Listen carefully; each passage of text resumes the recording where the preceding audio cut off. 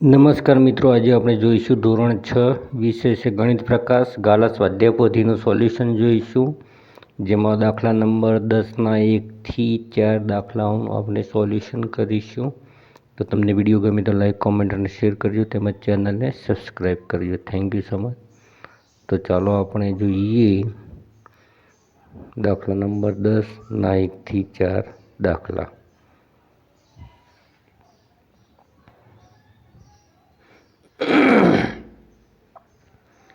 તો અહીંયા દાખલા નંબર 10 છે કે નીચેની સંખ્યા પર કાપરેકર પ્રક્રિયા લાગુ પડો. તો અહીંયા મિત્રો 2746 7746 પહેલાં આપણે બે તાળીને ચડતા ઉતરતા ક્રમમાં ગોઠવ્યું, પછી ચડતા ક્રમમાં. તો એનો જવાબ આવે 5175. પછી 5175ને ફરીથી આપણે ઉતરતા ક્રમમાં ગોઠવીએ એટલે 7551. પછી એને ચડતા ક્રમમાં ગોઠવ્યા તો 1557. એમાંથી માઇનસ કરીશું મોટી સંખ્યામાંથી નાની સંખ્યા, તો આપણને મળશે 5994. તો મિત્રો અહીંયા કાપરેકરની જે પ્રક્રિયા જે છે એમાં ઉતરતા ક્રમ અને ચડતા ક્રમમાં ગોઠવવાની, પછી મોટી સંખ્યામાં નાની સંખ્યા માઇનસ કરવાની, અને જે જવાબ આવે તેને ફરીથી ઉતરતા અને ચડતા ક્રમમાં ગોઠવવાની. જો ડબલ અંક આવતા હોય તો બાજુમાં લખવાના, શૂન્ય આવતી હોય તો સૌથી આગળ રાખવાની ચડતા ક્રમમાં, અને ઉતરતા ક્રમમાં તમને ખબર છે સૌથી પાછળ રહેશે. તો આ ખાસ ધ્યાનમાં રાખવાની છે. દાખલા તરીકે 1થી વધુ વખત કોઈ અંક આવતો હોય તો દાખલા તરીકે અહીંયા 5 બે વખત આવે છે, તો અહીંયા 7 પછી 5 અને 1 લખ્યું છે એવી રીતે તમે પ્રોસેસ કરતા જશો. પ્લસ માઇનસમાં ખાસ તમારે ખબર રાખવાની, અહીંયા માઇનસમાં ખાસ ખબર રાખવાની છે, ને ઉતરતા ક્રમ ચડતા ક્રમમાં ગોઠવતા ખાસ ખબર રાખવાની છે. તમારી બાદબાકી જો ખરી હશે તો 100% તમને કાપરેકર અચળાંક મળી જશે. તો ઉતરતો ક્રમ અને ચડતો ક્રમ ગોઠવતી વખતે શૂન્યની ખાસ ખબર રાખવાની, ચડતા ક્રમમાં શૂન્યને આગળ રાખવાની, કેમ કે શૂન્ય સૌથી નાની સંખ્યા છે. તો જ્યાં સુધી તમને 6174 જે કાપરેકર જે અચળાંક છે તે ન મળે ત્યાં સુધી તમારે પ્રક્રિયા જે છે એ ચાલુ જ રાખવાની છે. અને એક એવું સ્ટેપ આવશે કે જેમાં આપણને 6174 મળી જશે.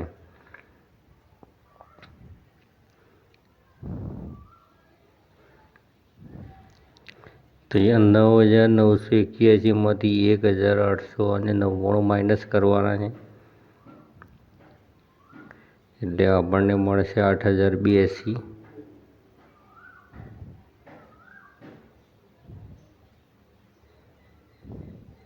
હવે જે જવાબ મળે એને ફરીથી આગળ લખવાનો અને એને ઉતરતા ચડતા ક્રમમાં ગોઠવવાનો. તો અહીંયા જે જવાબ મળે છે એને જ ઉતરતા ક્રમ અને ચડતા ક્રમમાં ગોઠવવાનો. મિત્રો અહીંયા દેખો 0 છે, તો 8820 ઉતરતા ક્રમ અને ચડતા ક્રમમાં 0 to 88 એ રીતે આપણે લખીશું. હવે 8820માંથી 0288 આપણે માઇનસ કરીશું એટલે મળશે આપણને 8532.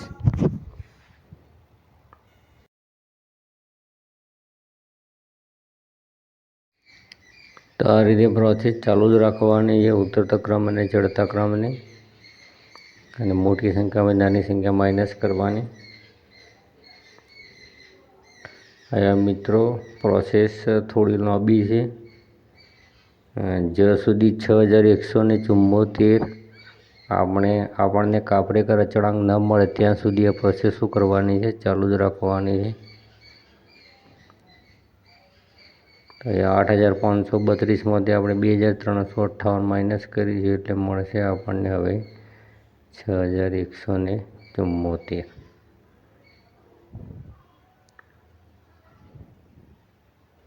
એટલે કે અહીંયા 1 2 3 4 5 6 અને 7મા સ્ટેપમાં આપણને અહીંયા કાપરેકર અચળાંક મળી જાય છે.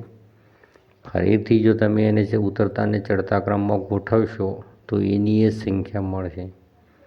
તો તમારે સમજી જવાનું કે આપણને કાપરેકર અચળાંક મળી ગયો છે. કદાચ 6174 કોઈ મિત્રો સંખ્યા ભૂલી જાય તો એનો એ જવાબ ફરીથી આવશે. એટલે કે જે કાપરેકર અચળાંક જે છે એ મળ્યા પછી ફરીથી તમે પ્રોસેસ કરશો તો એનો એ જ અચળાંક ફરીથી મળશે. તો અમે યુટ્યુબ પર ગણિત પુસ્તક તેમજ ગાલા સ્વાધ્યાય પોથી તેમજ નવનીત પ્રેક્ટિસ વર્કના સોલ્યુશનના વિડીયો મૂકેલા છે. તો તમે અવશ્ય જોજો, ચેનલને સબસ્ક્રાઈબ કરજો, લાઈક કોમેન્ટ અને શેર પણ કરતા રહેજો. તો મિત્રો આ પહેલા નંબરનો દાખલો હતો જેનું આપણે સોલ્યુશન જોયું. હવે આપણે બીજા નંબરનો દાખલો જોઈશું જેમાં પણ કાપરેકર પ્રક્રિયા લાગુ પાડવાની છે. તો એ પણ તેવી જ રીતે આપણે જે સંખ્યા છે જે 4132 છે એને પહેલાં ઉતરતા ક્રમમાં અને પછી ચડતા ક્રમમાં ગોઠવવાની છે. અને મોટી સંખ્યામાંથી નાની સંખ્યા શું કરવાની છે? માઇનસ. અને જે જવાબ આવે એને ફરીથી ઉતરતા ક્રમમાં અને ચડતા ક્રમમાં ગોઠવવાની છે. તો મિત્રો આ પ્રોસેસ ક્યાં સુધી ચાલુ રાખવાની છે? જ્યાં સુધી આપણને 6174 મળે નહીં ત્યાં સુધી.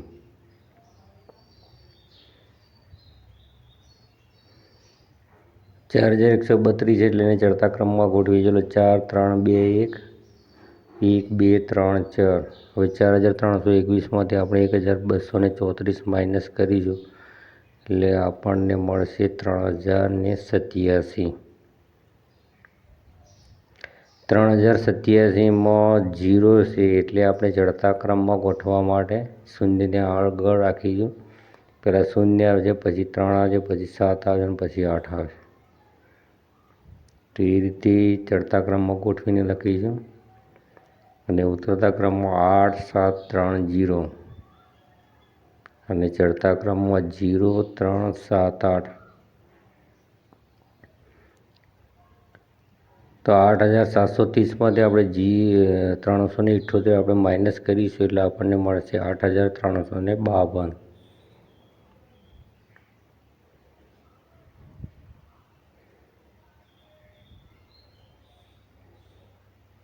8352ને ફરીથી આપણે આગળ લખી અને ઉતરતા ચડતા ક્રમમાં ગોઠવીશું.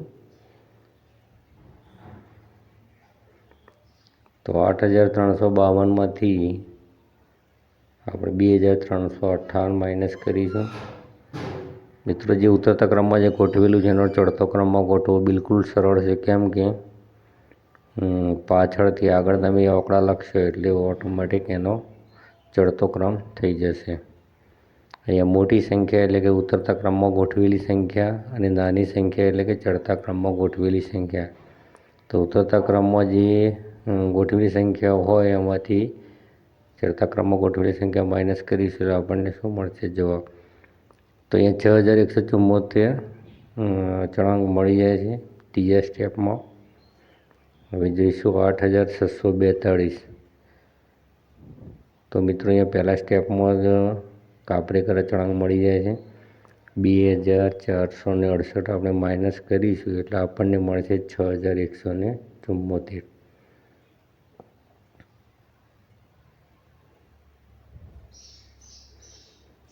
તો એવી રીતે ત્રીજો પણ દાખલો ગણેલો છે. કોઈપણ સંખ્યાને પહેલાં ઉતરતા અને ચડતા ક્રમમાં ગોઠવવાની. તો આ રીતે મિત્રો આપણે ચોથા નંબરનો દાખલો ગણીશું 5388. તો અગાઉ જે આપણે દાખલા જોયા તે જ રીતે જ અહીંયા પણ આપણે ગણતરી કરેલી છે.